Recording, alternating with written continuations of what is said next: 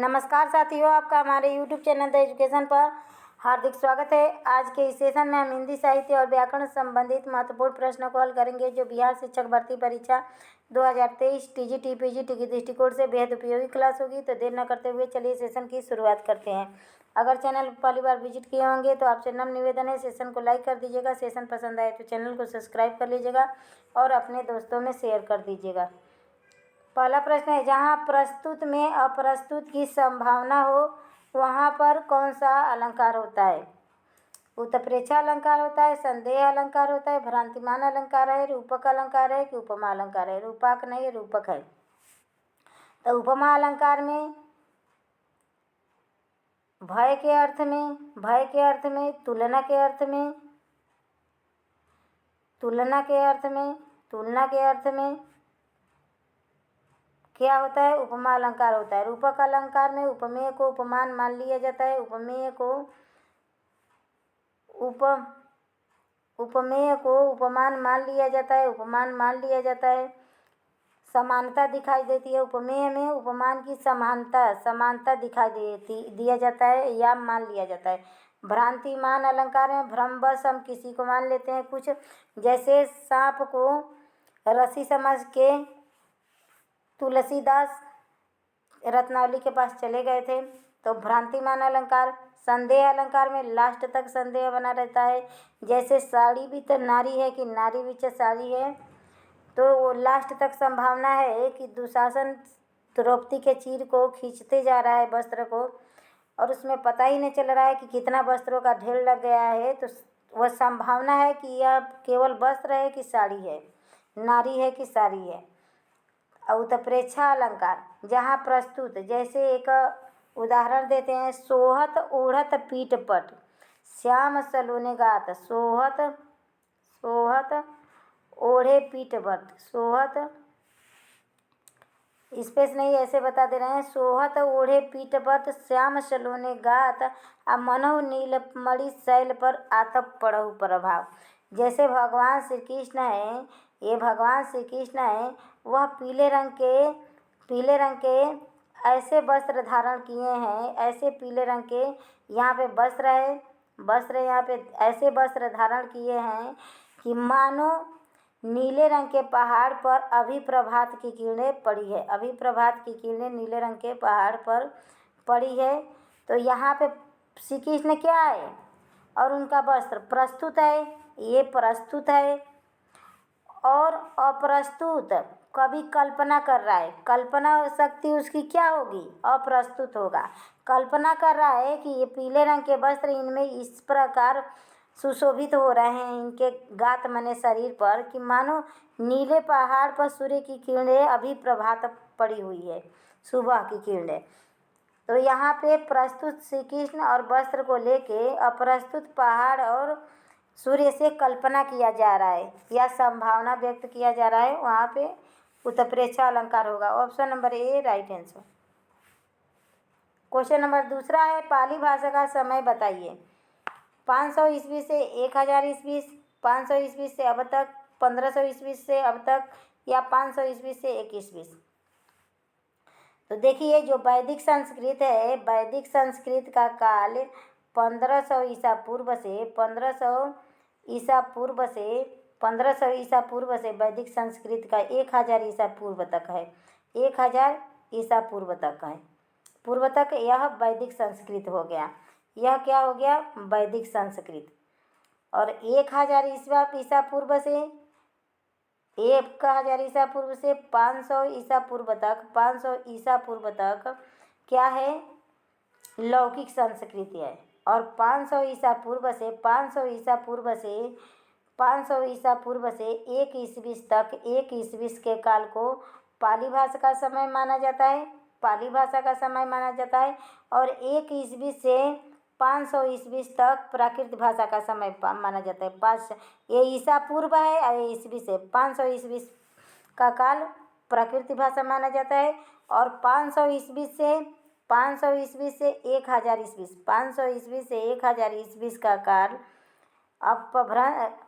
500 ईस्वी से 1000 ईस्वी का काल अपभ्रंश भाषा का काल माना जाता है। और 1000 ईस्वी से 1000 ईस्वी से अब तक का काल, 1000 ईस्वी से अब तक का काल, अवहट्ट का माना जाता है। अवहट्ट भाषा का माना जाता है। तो इस प्रकार है। तो इसमें राइट आंसर क्या हो गया? 500 ईस्वी से 1000 ईस्वी के 500 ईसा पूर्व से 1000 ईस्वी के काल को पाली भाषा का काल माना जाता है। पाली भाषा का काल कब माना जाता है? 500 ईसा पूर्व से 1 ईस्वी। 500 ईसा पूर्व है, ईसा पूर्व से 1 ईस्वी के काल को पाली भाषा का काल माना जाता है। तो ऑप्शन नंबर इसका डी राइट आंसर। स्पेस नहीं था, आप लोग समझ जाइएगा। क्वेश्चन नंबर तीसरा है, राजभाषा अधिनियम कब लागू हुआ? 1963 में लागू हुआ कि 1956 ईस्वी में कि 1965 ईस्वी में कि 1959 ईस्वी से कि 1955 ईस्वी में? तो राजभाषा अधिनियम, क्वेश्चन नंबर तीसरा का राजभाषा अधिनियम 1959 ईस्वी में लागू हुआ। Option number D right answer. Question number 4 है, हाथों हाथ में कौन सा समास है? अव्ययीभाव है, तत्पुरुष है, कर्मधारय है, बहुव्रीहि है कि द्वंद्व है? तो द्वंद्व, जब दोनों पद प्रधान हो, यह पद पहला पद दूसरे पद के बराबर हो, प्रधान हो या बीच में योजक चिन्ह हो, वहाँ पे द्वंद्व समास होता है। जैसे माता पिता, माता और पिता, बीच में दोनों पद प्रधान है और बीच में योजक चिन्ह भी है। बहुव्रीहि समास में जैसे लंबोदरम है, लंबोदरम में क्या है? लंबा है उदर, लंबोदर, लंबा है उदर जिसके। तो लंबा और उदर माने पेट, दोनों अलग अलग वस्तु है, लेकिन लंबा और पेट का यहाँ पे नहीं व्याख्या किया जा रहा है। लंबा और पेट, लंबोदरम कहने से गणेश देवता को आदमी समझ रहा है, गणेश देवता को के अर्थ को स्पष्ट कर रहा है, गणेश देवता के। इसीलिए जहाँ प्रथम पद और द्वितीय पद की प्रधानता ना होके किसी तीसरे अर्थ को प्रेजेंट करें, वहाँ पे बहुव्रीहि समास होता है। कर्मधारय समास में जैसे नीली गाय, नीली गाय, नीली गाय, नीली गाय क्या है? गाय क्या है?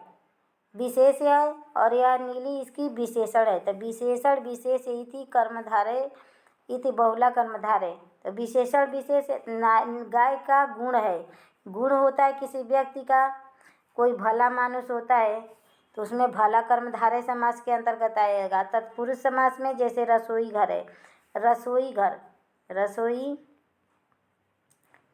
घर। तो यहाँ पे दो यौगिक शब्द मिला है, रसोई या घर, और इसमें बीच में योजक चिन्ह है। अगर इसको समास को विग्रह करेंगे तो रसोई के लिए घर हो जाएगा। तो के लिए क्या है? तत्पुरुष समास है, कारक चिन्ह है, तो कारक चिन्ह का लोप होता है, वहाँ पे तत्पुरुष समास होता है। अव्ययी भाव समास में प्रथम पद अव्यय होता है या उपसर्ग होता है, अव्यय होता है या उपसर्ग होता है, या एक ही शब्द दो बार रिपीट होता है, या बीच में योजक चिन्ह भी रहता है। योजक चिन्ह इसमें भी रहता है, लेकिन दोनों पद विलोम शब्द होते हैं। यहाँ पे दोनों शब्द एक ही शब्द होते हैं। तो एक ही शब्द का दो बार रिपीट होता है, वहाँ पे क्या होता है? अव्ययी भाव समास। जैसे हाथों हाथ हो गया, दिनों दिन हो गया, रातों रात हो गया। आदमी कहता है रातों रात काम समाप्त कर लिया, तो रातों रात हो गया। यह सब अव्ययी भाव समास के अंतर्गत आता है। Option number A right answer. Question number 5 है, निर्विकार शब्द में उपसर्ग है, निर्वि है कि निर है कि नी है कि नीर है कि निवि है? तो देखिए, निह धन विकार, इसमें क्या है? विसर्ग संधि है, और उपसर्ग पूछा है तो देखिए नी, और विकार इसमें मूल शब्द है, विकार में इसमें मूल शब्द है, और ये आधा र आके नीर हो जाएगा, आधा र हो जाएगा, यहाँ नीर नहीं होगा, नीर होगा। Option number D right answer. Question number 6 है, पालनहार शब्द में कौन सा प्रत्यय है? तो प्रत्यय किसी शब्द के अंत में प्रयोग होकर उस शब्द के अर्थ को बदल देता है। देखिए पालन क्या है? पालन क्या है? मूल शब्द है पालन। पालन क्या है? लालन पालन, किसी का पालन पोषण करना। इसमें हार नामक प्रत्यय लग के इसके अर्थ को बदल दिया, पालनहार बन गया। पालनहार कौन है? भगवान विष्णु हैं। तो देख लिए इसमें क्या है? हार प्रत्यय है। Option number C right answer. Question number 7 है, धूमकेतु किसका पर्यायवाची है? आदित्य का है, तो आदित्य से सूर्य, सूर्य का पर्यायवाची है, सूर्य है। अंशुमाली भी सूर्य का पर्यायवाची है। भास्कर है, भास्कर है, भास्कर है। दिनकर है, दिवाकर है, रवि है, रवि है। यह सब सूर्य के पर्यायवाची है। हंस भी सूर्य को कहते हैं। अनिल मीन्स क्या होता है? हवा होता है। कभी कभी आ जाता है अनल और अनिल, और अनल मीन्स क्या होता है? आग होता है, आग होता है। आग का पर्यायवाची हुतासन भी होता है, हुतासन, हुतासन। धूमकेतु, अग्नि, अग्नि, अग्नि भी होता है। पावक भी होता है, पावक भी होता है। आग का पर्यायवाची शब्द वैश्वानर भी होता है, वैश्वानर भी होता है, वैश्वानर भी होता है। एक पूछता है कई परीक्षा में, जात देव, जात देव भी अग्नि का पर्यायवाची है। तो ऑप्शन नंबर इसका बी राइट आंसर।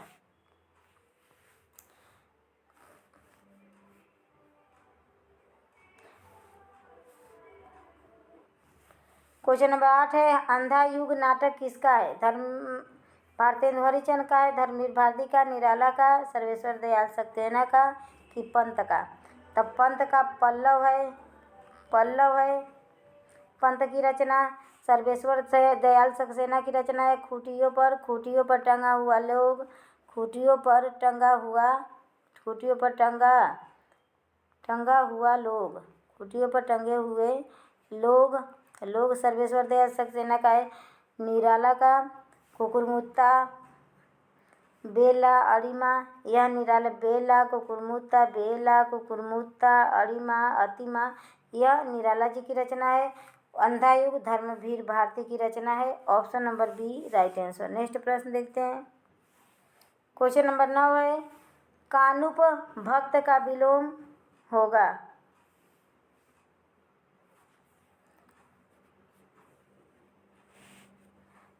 उन्मूलन होगा, उपभाक्त होगा, उपयुक्त होगा, अभ्यंतर होगा, अभियुक्त होगा? यह प्रश्न गलत लग रहा है क्वेश्चन नंबर 9 का।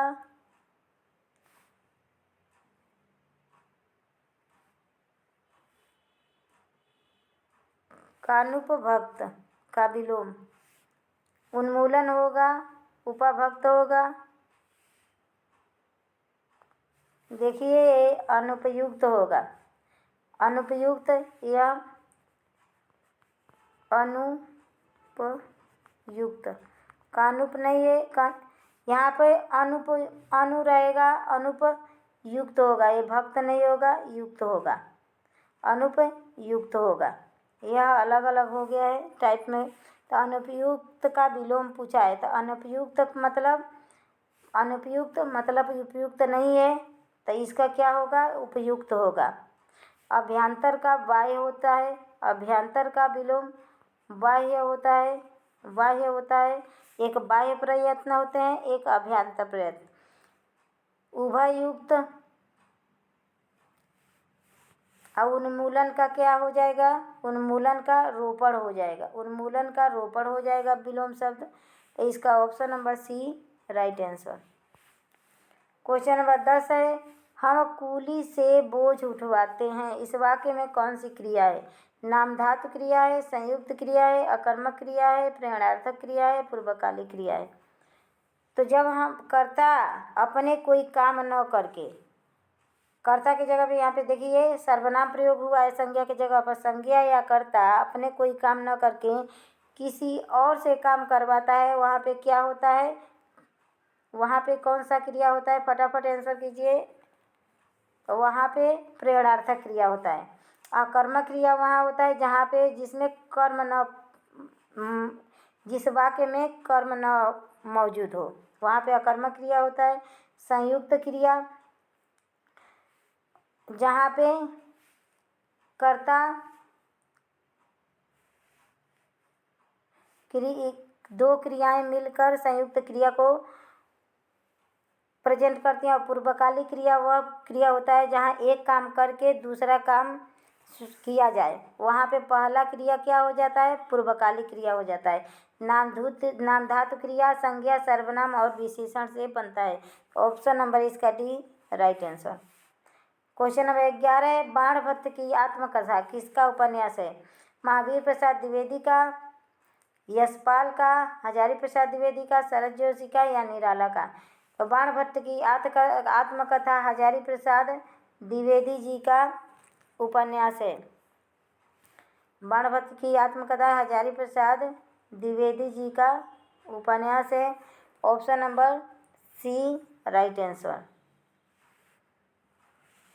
महावीर प्रसाद का रसज्ञ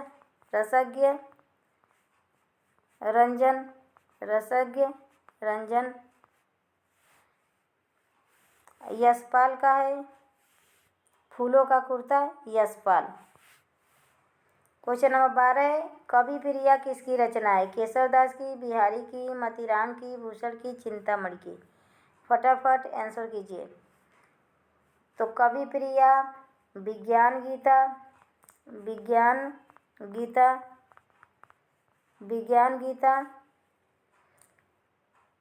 रसिक प्रिया और रामचंद्रिका को छंदों का अजायब घर कहा जाता है। रामचंद्रिका, यह सब केशवदास की रचना है। Option number A right answer. Question number 13 है, निहार किसकी रचना है? तो निहार नीरजा, सांध्य गीत, दीप शिखा, यह सब महादेवी वर्मा की रचनाएं हैं। क्वेश्चन नंबर 14 है, कीर्ति पताका किसकी रचना है? मलुक दास का, विद्यापति का, मीर खुसरो का, तुलसीदास का, कबीरदास का? तो विद्यापति का है कीर्ति पताका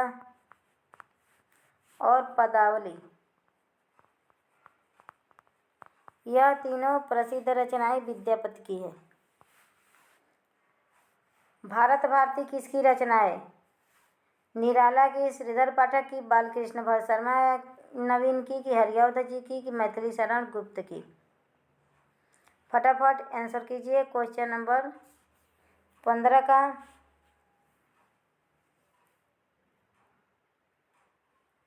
option number E right answer. Bharat Bharati Maithili Sharan Gupt की रचना है। इसका समय 1912 ईस्वी से और अंग्रेजों ने भारत भारती को जब्त कर लिया था। ऑप्शन नंबर इसका ई राइट आंसर। नेक्स्ट प्रश्न देखते हैं।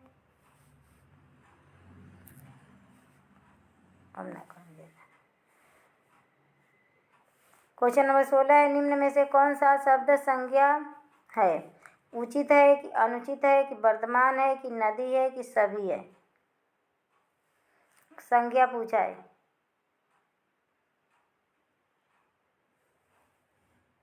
तो option number D right answer. नदी एक जातिवाचक संज्ञा है। नदी। वर्तमान समय यह विशेषण है। अनुचित कार्य यह विशेषण है। उचित कार्य यह विशेषण है, जबकि नदी एक संज्ञा है। तो ऑप्शन नंबर इसका डी राइट आंसर। नेक्स्ट प्रश्न देखते हैं। क्वेश्चन नंबर 17 है, आधे अधूरे नाटक किसका है? मोहन राकेश का है, लक्ष्मी नारायण मिश्र का है, जयशंकर प्रसाद का है कि सुमित्रानंद पंत का है कि लक्ष्मी नारायण लाल का है? आधे अधूरे। तो आधे अधूरे मोहन राकेश की रचना है। आधे अधूरे लहरों के राजहंस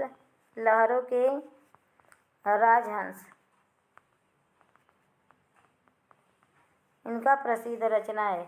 option number A right answer.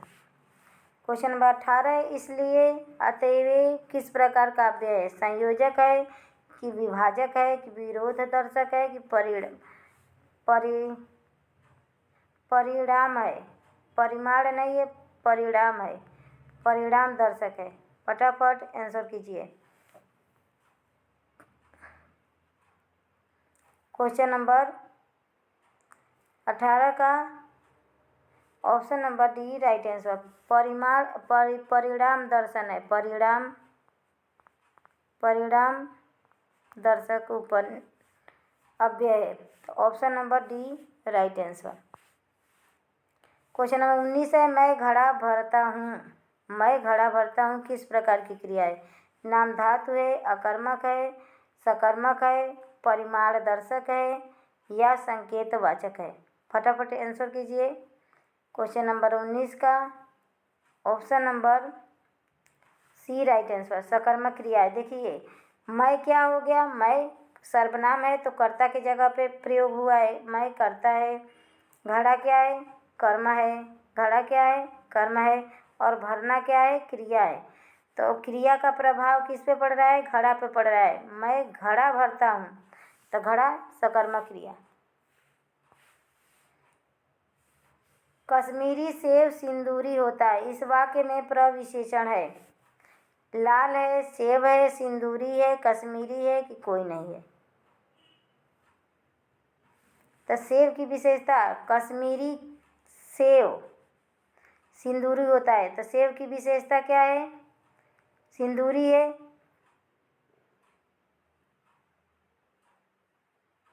और यहाँ पे लाल रहेगा, लाल रहेगा। कश्मीरी सेब सिंदूरी लाल होता है, तो सिंदूरी लाल होता है, तो लाल क्या हो गया? विशेषण हो गया। सिंदूरी क्या हो गया? प्रविशेषण हो गया। सिंदूरी क्या हो गया? प्रविशेषण हो गया। फटाफट आंसर कीजिए इसका। Option number C right answer. Kashmiri, इसमें दो दो विशेषण है। सेब क्या है? मूल शब्द है। सेब की विशेषता क्या है? कश्मीरी और सिंदूरी, कश्मीरी और लाल, और सिंदूरी इसका प्रविशेषण है। ऑप्शन नंबर इसका सी राइट आंसर। क्वेश्चन नंबर 21 है, इन दिनों वह पढ़ने हैं। इन दिनों वह पढ़ते हैं। इन दिनों वह पढ़ते हैं। इस वाक्य में कारक है, कर्म कारक है, करण कारक है, संप्रदान कारक है, अधिकरण कारक है या कर्ता कारक है? फटाफट आंसर कीजिए।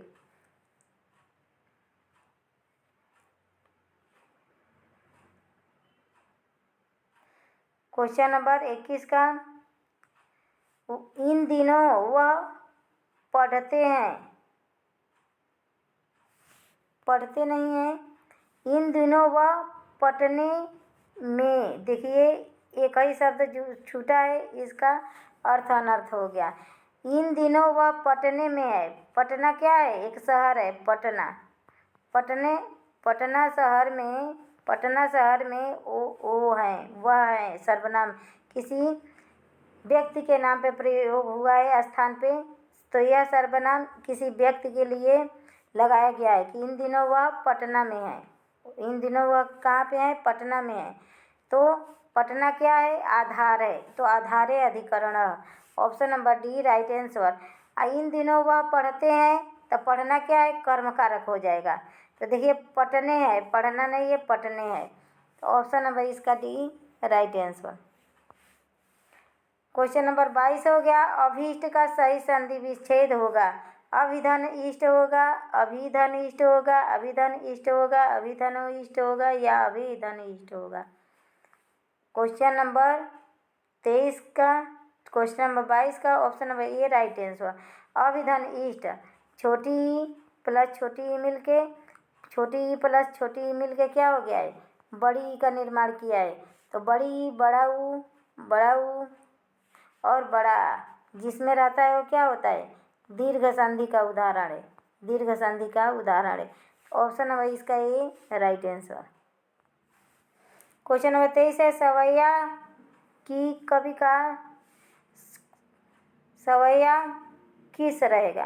किस कवि का प्रिय छंद है? रसखान का है, रहीम का है, तुलसीदास का है, सूरदास का है कि जायसी का है? तो रसखान सवैया के लिए प्रसिद्ध है। सवैया के लिए मानुष है तो वही रसखाना, चाहे बसो ब्रिज गोकुल गांव के ग्वालन, तो यह रसगान जी की प्रसिद्ध सवैया है। तो option number A right answer. Question number 24 है, जो किए गए उपकारों को मानता है उसे एक शब्द में क्या कहेंगे? कृतज्ञ कहेंगे, कृतज्ञ कहेंगे, परोपकारी कहेंगे कि उपकारी कहेंगे कि पराधीन?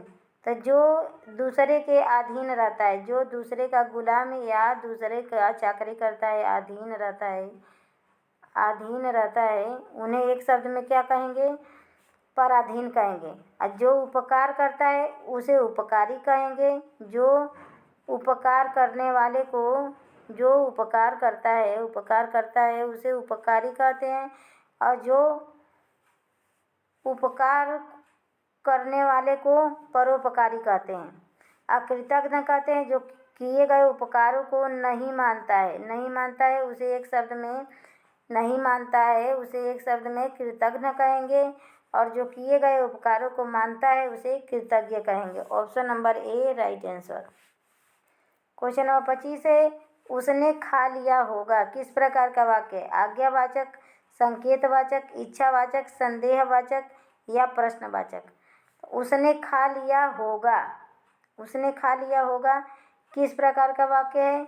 उसने खा लिया होगा संदेहवाचक वाक्य, संदेह प्रकट हो रहा है। Option number D right answer.